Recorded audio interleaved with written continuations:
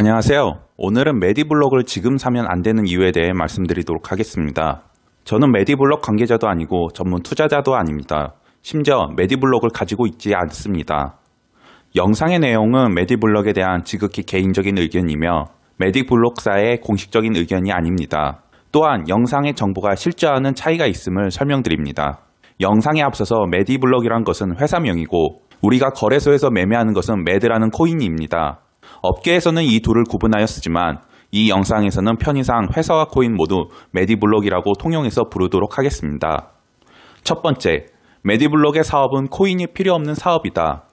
메디블록사의 주요 사업은 개인의 의료 정보를 본인 스스로가 가지고 있고 활용하기 위한 모바일 플랫폼 개발 사업이 주요 사업입니다. 환자의 의료 정보는 병원 시스템에 저장이 되기 때문에 자신의 의료 정보임에도 불구하고 개인이 시스템에 접근하기가 굉장히 어렵습니다. 그래서 환자가 여러 병원에서 같은 진료를 받게 되면서 굳이 필요도 없는 검사를 다시 하고 병원끼리 데이터가 오고 가면서 데이터가 손실이 될 수 있습니다.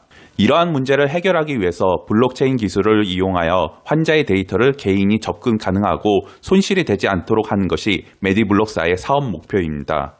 사실 거의 대부분의 블록체인 기술은 코인이 필요하지 않습니다. 하지만 코인이 필요한 이유는 블록체인 네트워크를 형성하고 유지하는 인원에게 보상이 필요하기 때문입니다. 보상이 없다면 누가 과연 블록체인 네트워크에 참여를 하고 자발적으로 발전을 시킬 수 있을까요?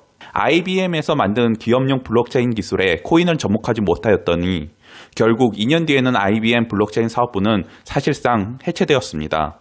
현재 메디블록 코인의 생태계는 초기 단계입니다. 현재 여러 병원과 보험사들이 업무 협약을 맺고 있긴 하지만 아직 완성 단계는 아니고 큰 네트워크도 아닙니다. 대표도 전체적인 서비스 플로어는 실현이 되지 않은 상태라는 점을 인정하기도 하였습니다. 가장 중요한 점은 메디블록의 개발자 중 블록체인의 개발자는 몇 명 없습니다. 약 30명의 개발자 중 블록체인 관련 개발자는 단 3명에 불과하며 대부분 EHR, PHR 개발자입니다. 두 번째, 코로나 종료 후 사업 발전 가능성이 크다. 백신 여건으로 코로나의 수혜를 받는 기업이라고 생각하지만 사실은 현재 코로나 시대보다 코로나 종료 후 더욱 발전을 할 것으로 예상이 됩니다. 현재는 코로나로 인해 해외 진출이 많이 어려워 다른 코인 업체들도 해외로 선뜻 나서지 못하고 있습니다. 코인의 근본적인 가치는 국경을 뛰어넘는 거래를 통해 이루어지게 됩니다. 그렇기 때문에 글로벌 역량을 갖춘 코인들만이 끝까지 살아남을 수 있고 근본적인 코인이라고 봅니다. 그래서 대표자의 글로벌 역량이 굉장히 중요합니다.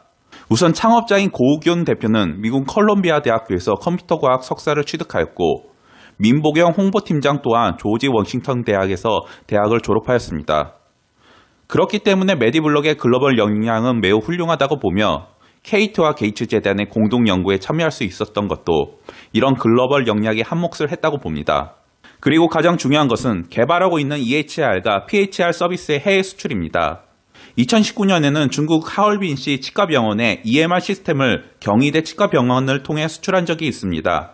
현재 코로나로 인해 해외 병원의 메디블록의 시스템을 수출하지 못하고 있지만 코로나가 끝나고 해외 출국이 원활해지면 지속적으로 메디블록의 시스템 해외 수출 사업이 활발해질 것으로 생각됩니다. 중국뿐만 아니라 개발도상국의 많은 병원은 제대로 된 전자의료 기록 시스템을 갖추고 있지 못하기 때문에 아직도 전자의료 기록 시스템 시장은 블루오션이라고 생각합니다. 현재 메디블록은 한국의 업비트와 코빗에서 주로 거래가 되고 있는데 메디블록의 시스템이 해외 병원에 많이 도입이 되어 네트워크가 충분히 생성이 된다면 해외 거래소에도 메디블록이 상장될 것으로 생각됩니다.